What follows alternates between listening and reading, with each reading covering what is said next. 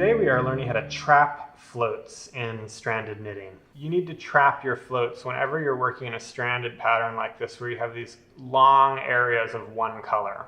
Most traditional stranded knitting, like Fair Isle or Icelandic yoke knitting, you usually only have spaces of 1 inch or less that you're floating the yarn, the non-working yarn in the back. But on a pattern like this, you can see we've got bigger sections of floats, particularly down here. There's a really big section where you're floating this pink yarn over here that is not being used as you're working the teal until you hit the pink section again.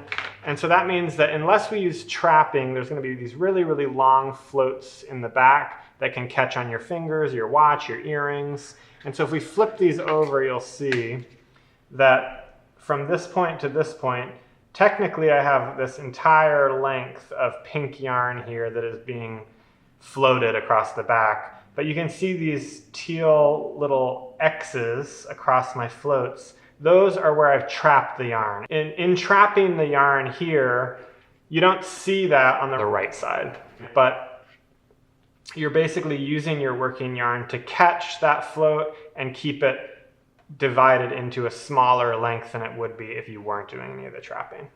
Trapping's super easy.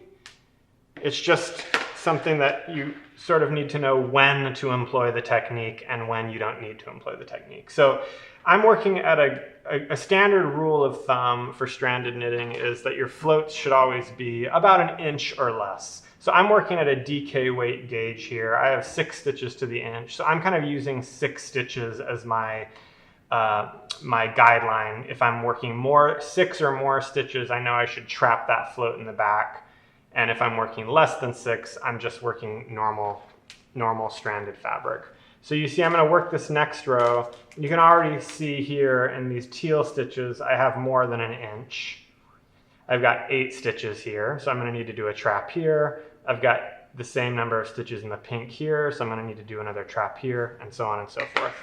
So I'm going to start working across this row and show you how we trap a float in the back. I've got 1 stitch of the pink, and then now I've got 9 stitches ahead of me that are going to be in the teal. So what I'm going to do is I'm going to start working those 9 stitches, and about halfway through, so I'm going to knit 4 stitches first. So I'm at 4 stitches into this span of 9 stitches. I'm going to trap my floating yarn in the back right there in the middle. Now, just to show you, if I was to work without trapping across this section,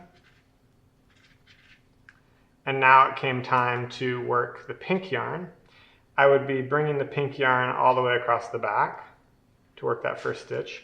And you can see I have a float that's starting to get rather long and easy to catch. Easy to catch on something. So let's trap it instead. I'm going to pick back a couple stitches and show you how to trap it. Okay, so I'm halfway through my group of teal stitches.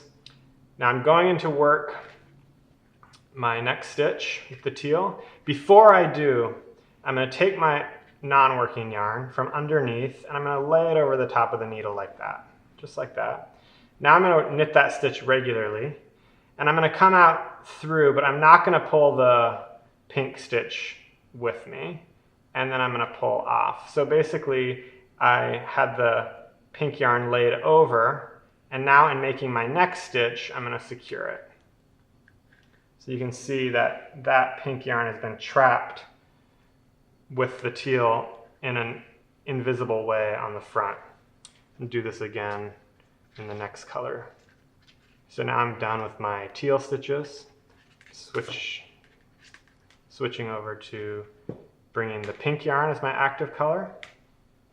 So same thing, I've got 9 stitches ahead of pink, so I'm going to do 1, 2, 3, 4, 5. Now I'm going to trap.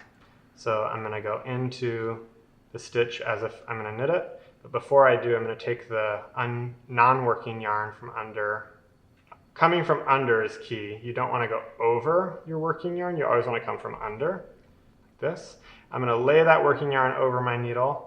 Then I'm going to bring my working yarn and knit. come out through the stitch so you can see my working yarn is laying over my working yarn, and then continue knitting in the pink. And you can see again, I've trapped the yarn there, thereby taking this long float and making it half as long on the wrong side of your work. So you can see I've maintained my pattern here with these nice long sections of each color, and in the back you can see I've trapped each long float in the back as well. And now you can see where I've made these traps earlier in the pattern here.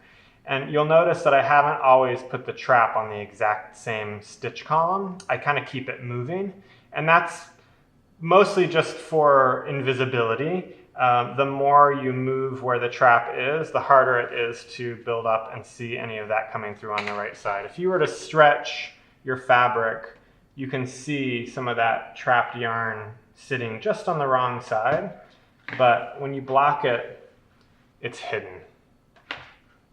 And so you don't have to be like me and have your traps be super organized in the back. They can be anywhere you want them to be that makes sense for your float. Just try and not stack them on top of each other vertically, and you'll have better results in terms of invisibility on the right side. So you've probably noticed that I am a knitter who works stranded color work with both of the yarns in my right hand, and I pivot like this. And so I've shown you how to do this in that way, but it's more common to see folks knitting color work, stranded color work like this, where there are two colors, one in each hand, one in the left, one in the right, like this. And in fact, for those of you who knit that way, it's even easier to do these traps than it is the way that I've already shown you. So we've got a trap coming up here. I'm gonna work a couple stitches in the pink. Now, if I wanted to do a trap and I am holding one of my yarns in my left hand, I go in to work the stitch, and all I do before I work it, normally, I just lay the yarn over top that way, knit the stitch, come out, and continue. And I've just trapped. Super fast and easy to incorporate for those of you who already knit that way. One last tip I'll tell you about trapping your floats is you'll notice that if I pull my yarns into the screen, you see how they're all twisting around each other? That's actually supposed to happen. Whenever you trap your yarns, you're going to get one little twist between your colors like this, which might drive people crazy who are used to keeping their yarns separate and parallel in normal stranding. But if you're trapping properly, you will get these little twists for every time you trap, and every once in a while you just come and untangle your yarns and keep working. And that's how we do trapped floats in stranded color work.